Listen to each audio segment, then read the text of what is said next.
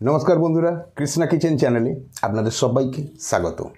আশা করি আপনারা সবাই ভালো আছেন, আমিও ভালো আছি। আজকে আমি আপনাদের সঙ্গে একটি রেসিপি শেয়ার করতে চলেছি, আর আশা করি আপনারা সবাই এই রেসিপি খুব মনোযোগ সহকারে দেখবেন। তো সবচেয়ে ইউনিক রেসিপি, আমরা সবাই জানি যে বিলাতি বেগুন বা টমেটো শীতের সময় ভীষণ অ্যাভেলেবেল, আর এটি বিভিন্নভাবে তরকারির সঙ্গে আমরা এটি দিয়ে খাই। কিন্তু আজকে আমি আপনাদের দেখাবো যে এটিকে সরাসরি পুড়ে খাওয়া, এবং তার মজাই আলাদা। এর জন্য যেটা প্রয়োজন সেটা হচ্ছে এই ধরনের দেশি যে টমেটো, সেই টমেটো। অর্থাৎ হাইব্রিড টমেটোটা একটু অ্যাভয়েড করলেই ভালো হয়, কারণ হাইব্রিড টমেটোর এই যে ছোল, এই ছোল ভীষণ মোটা এবং তাতে টেস্ট যথেষ্ট কম। কিন্তু দেশি টমেটো যে ছোল হয় খুব পাতলা এবং খুব টেস্ট ভালো। তাই আপনারা সংগ্রহ করুন দেশি টমেটো। দেখুন এই দেশি টমেটোকে আমি কিভাবে গ্যাসের ওপরে পোড়াবো।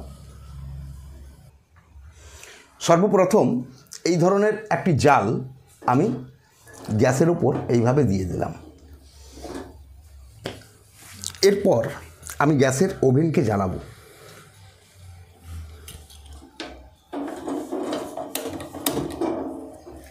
গ্যাসের ওভেন জ্বালিয়ে নিয়েছি। এরপর যে দেশি টমেটো আমি নিয়েছিলাম সেগুলোকে এর ওপরে, এই জালের ওপরে খুব সুন্দরভাবে আমি বসিয়ে দেব,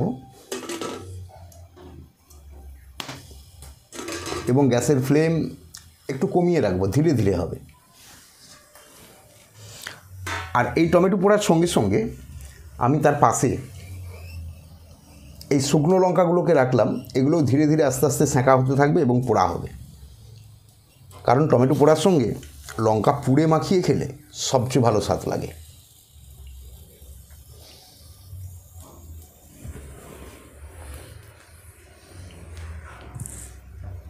এবারে প্রয়োজনে কখনো কখনো গ্যাসের ফ্লেমটা একটু বাড়াতে হবে এবং একটু কমাতে হবে। মাঝে মাঝেই আপনাকে এইভাবে টমেটোগুলোকে ঘুরিয়ে দিতে হবে, যেন চারপাশ সুন্দরভাবে পোড়া হয়।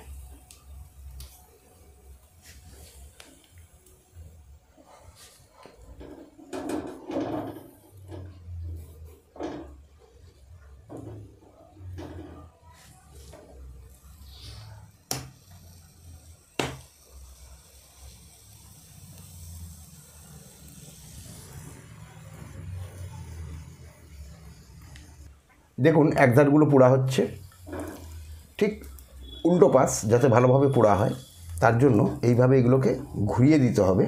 আর যখন এগুলো এইভাবে ঘুরিয়ে দেবেন তখন অবশ্যই গ্যাসের ফ্লেম কমিয়ে নেবেন, তার কারণ গ্যাসের ফ্লেমের তাপ হাতে লাগতে পারে।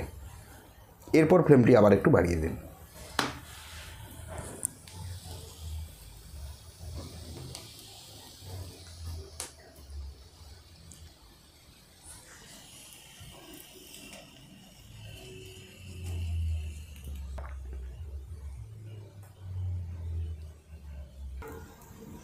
ফ্লেমটাকে আস্তে করে একটু কমিয়ে দিয়ে যে দিকগুলো পোড়া হয়েছে অন্য দিকগুলোকে ঘুরিয়ে দিতে হবে, এবং এটি ধীরে ধীরে পুড়তে হবে। একসঙ্গে ফ্লেমকে প্রচুরভাবে বাড়িয়ে দিয়ে নয়, কারণ ধীরে ধীরে পুড়লে টমেটোর মধ্যে যে রস আছে ওই রসটি মরবে এবং ভেতরটি খুব সুন্দরভাবে সেদ্ধ হবে।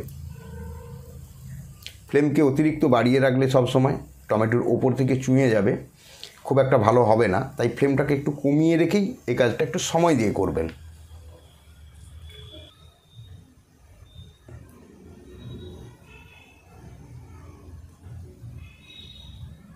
দেখুন বন্ধুরা, এইভাবে টমেটো সুন্দর করে চারদিক ঘুরিয়ে ঘুরিয়ে পুড়িয়ে নিতে হবে। খুব ভালো করে দেখুন, কালো করে পুড়িয়ে দিয়েছি, চারদিক পোড়া হয়ে গেছে সুন্দরভাবে। তো এবারে আমি একে নামিয়ে নেব, তারপরে আমি একে মাখাবো এবং দেখাবো যে কীভাবে মাখালে এটি খেতে সবচেয়ে সুস্বাদু লাগবে।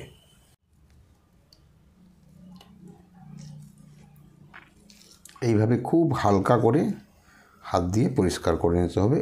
ওপরের পোড়া যে ছোল সেটিকে বাদ দিতে হবে।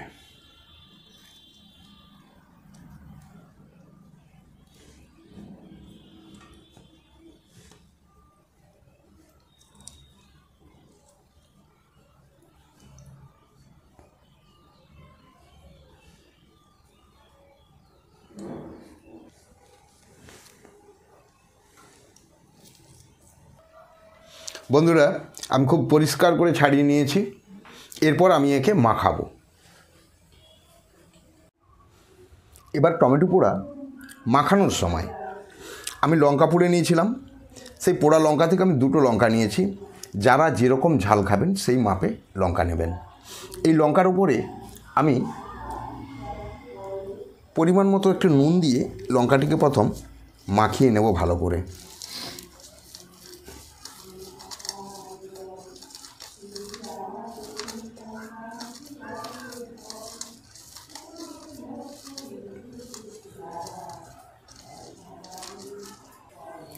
এবারে দেখুন আমি খুব সুন্দর করে মেখে নিয়েছি নুন দিয়ে। এরপর যে টমেটোগুলোকে আমি পুড়ে রেখেছিলাম সেগুলোকে মাখাতে হবে।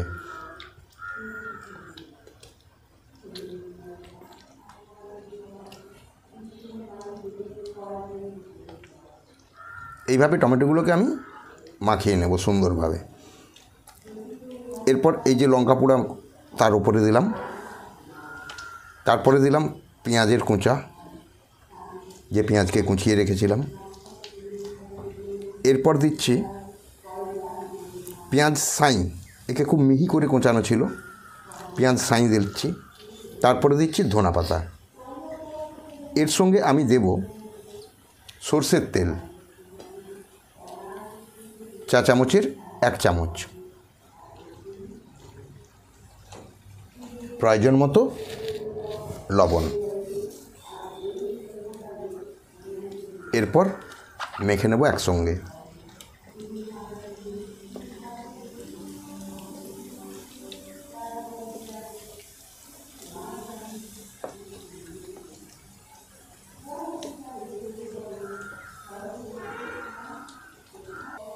দেখুন বন্ধুরা, টমেটো পোড়া রেসিপি সম্পূর্ণ।